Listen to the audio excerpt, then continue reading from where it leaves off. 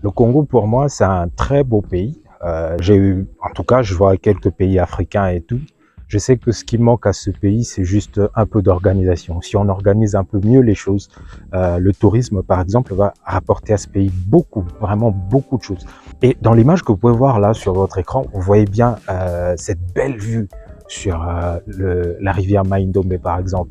Ça, c'est quelque chose que notre pays a. Et je me suis fait la promesse de revenir ici d'ailleurs pour faire des bien plus belles images. Parce que là, j'ai pas pu bien filmer ça comme je l'entends dans ma tête, simplement à cause du fait que je suis dans un bus avec beaucoup d'autres personnes. Elles ne vont forcément pas accepter qu'on puisse s'arrêter un moment pour que je fasse des vidéos. Pour moi, personnellement, j'ai fait du fait de raconter l'histoire du Congo de la plus belle des manières qui soit, en tout cas sous son plus beau jour, mon combat. C'est devenu mon combat. Toi, parce que je sais que finalement, voilà, ça va te redonner un peu confiance dans ce pays. En tout cas, je l'espère. Mais du moins, ça va changer ta façon de regarder ce pays. Parce que ça, c'est un côté du Congo que les gens ne voient pas. Lorsqu'on parle du Congo sur les médias, en général, il s'agit de la guerre, il s'agit de la misère, de la saleté de Kinshasa.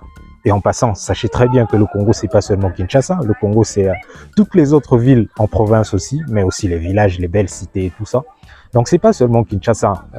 Maintenant, le Congo a beaucoup à proposer, sauf que la plupart des médias internationaux n'ont jamais vraiment montré ça.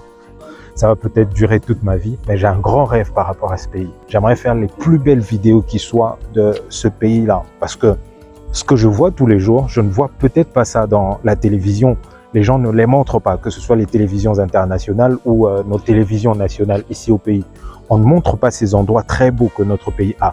Et donc du coup, vu que la plupart des sujets qu'on aborde dans l'actualité, ça se limite à des grandes villes, en tout cas principalement Kinshasa, on a eu l'habitude de ne voir que Kinshasa à la télévision, alors que le Congo, c'est pas seulement Kinshasa, c'est beaucoup d'autres villes. C'est beaucoup d'autres villes. Et c'est beaucoup d'autres aspects, d'accord? Donc, on a fait du fait de raconter l'histoire du Congo, en tout cas, du moins de ces aspects qui ne sont pas présentés par la télévision, un combat. C'est devenu un combat pour nous. Et on espère que, nos vidéos vont vous impacter, vont changer en tout cas ce que vous pensez du Congo jusqu'ici. Et dites-moi surtout en commentaire ce que vous en pensez, j'aimerais bien le savoir.